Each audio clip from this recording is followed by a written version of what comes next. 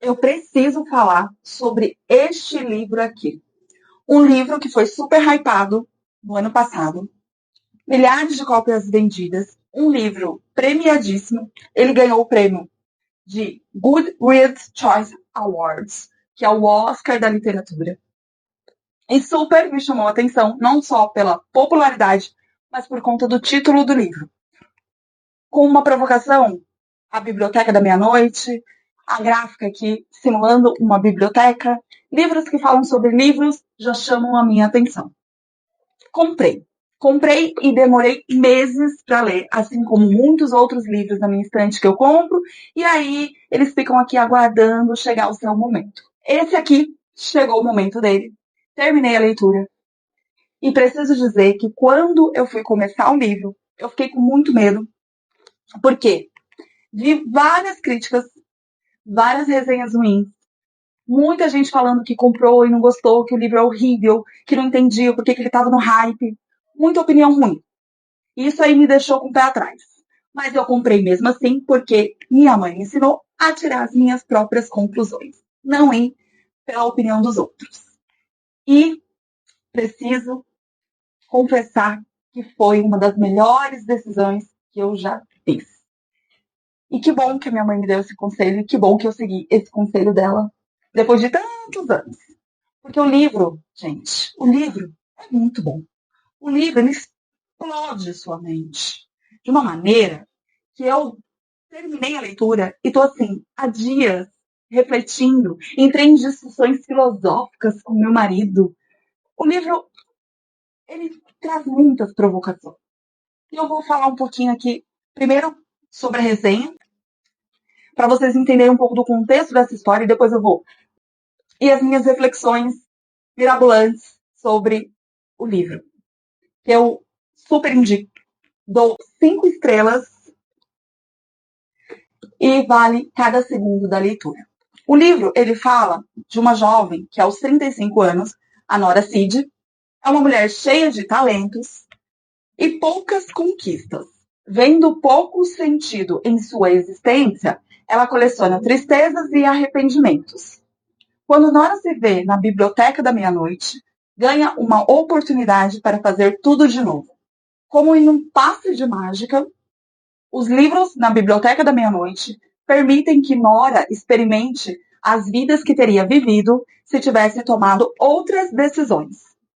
Com a ajuda de uma velha amiga, ela agora pode reverter cada uma das ações das quais se arrepende até chegar à vida real. Mas nem sempre as coisas correm como o esperado. E o novo rumo que sua vida toma coloca em risco tanto a biblioteca quanto a própria Nora. Antes que o tempo acabe, ela deve responder a pergunta mais importante de todas: o que faz a vida valer a pena? Sobre o autor, Matt Haig é o autor best-seller internacional de Razões para Continuar Vivo. Eu não li esse livro. Se você leu, deixa aí sua opinião e diz se você gostou para eu poder ler mais um livro desse autor. Observações sobre um planeta nervoso e 6 romances para adultos. Gosto. Incluindo A Possessão do Sr. Cave, Como Parar o Tempo, Os Humanos, Os Hadley e Sociedade dos Pais Mortos.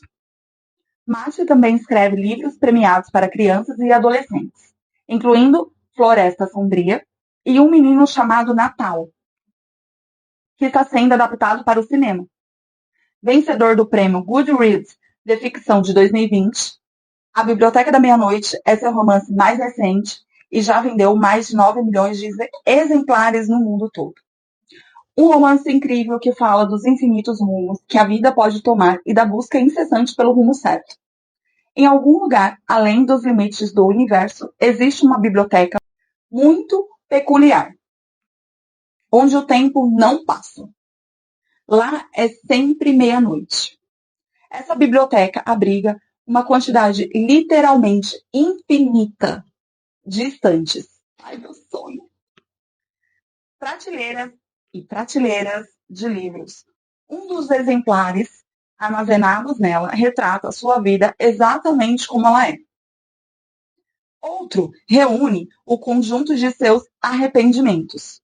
E os demais narram simplesmente todas as suas vidas alternativas possíveis. Aquelas que você poderia ter vivido se, a cada segundo da sua existência, tivesse tomado uma decisão diferente da que tomou em toda e qualquer situação. Em algum momento, todos já nos perguntamos como seria se pudéssemos voltar no tempo e desfazer algo de que nos arrependemos. Agora, imagina se lhe fosse dada a chance de visitar essa biblioteca e passar por essa experiência de verdade. Será que alguma dessas outras vidas seria mesmo melhor que a que você tem hoje? Em A Biblioteca da Meia-Noite, o novo romance de Matt Haig, Nora Cid se vê nessa situação diante da possibilidade de trocar sua vida por uma nova, seja seguindo uma carreira diferente, reatando antigos relacionamentos, realizando seu sonho de estudar geleiras. Nora faz um mergulho interior viajando pelos livros da Biblioteca da Meia-Noite até entender o que é verdadeiramente importante na vida e o que faz, de fato, com que vale a pena ser vivida. Muitas provocações. Só aqui nessa resenha eu já fiquei super interessada na leitura. Entre a vida e a morte há uma biblioteca, disse ela. E dentro dessa biblioteca, as prateleiras não têm fim. Cada livro oferece uma oportunidade de experimentar outra vida que você poderia ter vivido, de ver como as coisas seriam se tivesse feito outras escolhas. Você teria feito algo diferente se houvesse a chance de desfazer tudo de que se arrepende? Então estou morta? Perguntou Nora. A senhora Helm fez que não com a cabeça. Então eu deveria ir para lá, porque quero morrer. Nora começou a andar. Não, ouça com atenção. Entre a vida e a morte. Ela fez um gesto vago para o corredor, apontando ao longe. A morte está lá fora.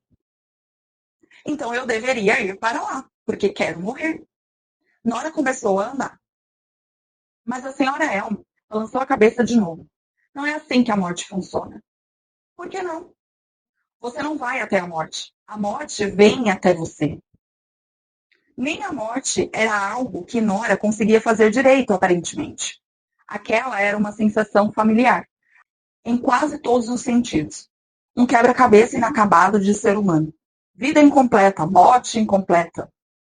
Então por que eu não estou morta? Por que a morte não veio até a mim? Mandei um convite formal para ela. Eu queria morrer, mas aqui estou, ainda existindo, ainda ciente das coisas. Bom, se te serve de consolo, há uma grande chance de que você esteja prestes a morrer. As pessoas que passam pela biblioteca não costumam ficar muito tempo de um jeito ou de outro. Quando pensava no assunto, e cada vez mais vinha refletindo sobre isso, Nora se definia à luz do que não era, das coisas que não tinha conseguido ser. E realmente havia um bocado de coisas que ela não tinha sido. Os arrependimentos que vivia no loop eterno em sua mente. Não fui nadadora olímpica, não fui glaciologista, não fui mulher do Dan, não fui mãe, não fui vocalista dos Labirintos, não fui uma pessoa boa de verdade, nem feliz de verdade. Não consegui tomar conta de voltar direito. E agora, por último, ela sequer tinha conseguido morrer. Era patético, sério, o número de possibilidades que ela havia desperdiçado. Enquanto a Biblioteca da Meia-Noite estiver de pé, Nora, você será resguardado da morte. Agora precisa decidir como quer viver. Sem contar muito spoiler, esse aqui é só o comecinho do livro.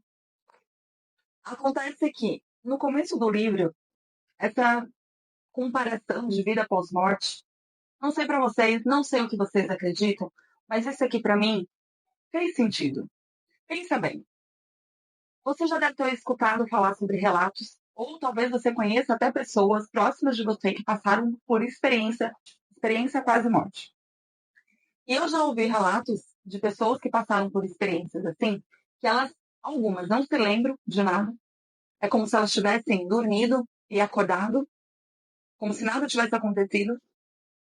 Outras falam que foi para lugar misterioso do qual elas não conseguem descrever aonde estavam. Então, tem vários relatos aí de experiência com a morte e muita gente, na verdade, não sabe explicar, de fato, tangibilizar essa explicação do que aconteceu durante o período que ela ficou ali entre a vida e a morte. Então, para mim, faz sentido. Faz sentido você ir para um lugar onde você não está totalmente morto, mas também não está viva. E ali você tem a chance de experimentar várias vidas que você poderia ter tido. Porque a gente sempre para pensar, não sei vocês, mas eu paro para pensar, o que teria acontecido se eu tivesse feito uma escolha diferente de graduação, por exemplo?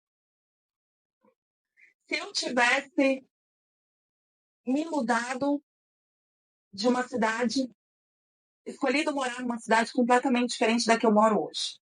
Se eu tivesse feito e fortalecido a amizade com uma pessoa que eu acabei deixando no passado. O que poderia ter acontecido se eu tivesse dado uma chance para um ficantezinho lá do ensino médio e namorado ele? Tantas e tantas possibilidades que poderiam ter acontecido, que poderiam acontecer na nossa vida. A gente tem infinitas possíveis vidas que poderiam ter sido vividas. E faz muito sentido. Para onde vai essas possibilidades? Elas simplesmente deixam de existir. Essas vidas não existiram. Então esse livro ele traz todas essas possibilidades de existência. E o mais louco é que a personagem ela transita sobre essas vidas buscando essa plenitude, essa perfeição, esse preenchimento do vazio que ela tem dentro dela. Esse sentimento de não ser útil para ela, para ninguém, de não querer viver porque para ela não faz mais sentido viver porque simplesmente ninguém se importa com ela. E aí ela vai experimentando todas essas vidas, ela vai sentindo como seria se ela tivesse tomado um rumo diferente, sentindo se ela tivesse tido a oportunidade de viver esses arrependimentos. E cada vida que ela vive, ela não se sente completa. E é muito legal porque isso traz muitas reflexões, trouxe muitas reflexões.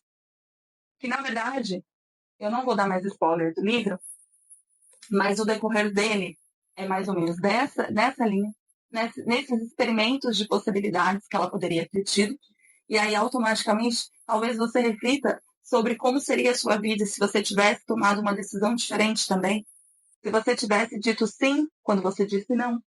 Se você tivesse ido para a esquerda ao invés de ter ido para a direita. Se você tivesse aceitado aquele salário. Se você não tivesse pedido demissão. Se você não tivesse terminado o namoro. Se você tivesse viajado ao invés de ter ficado em casa. São infinitas possibilidades.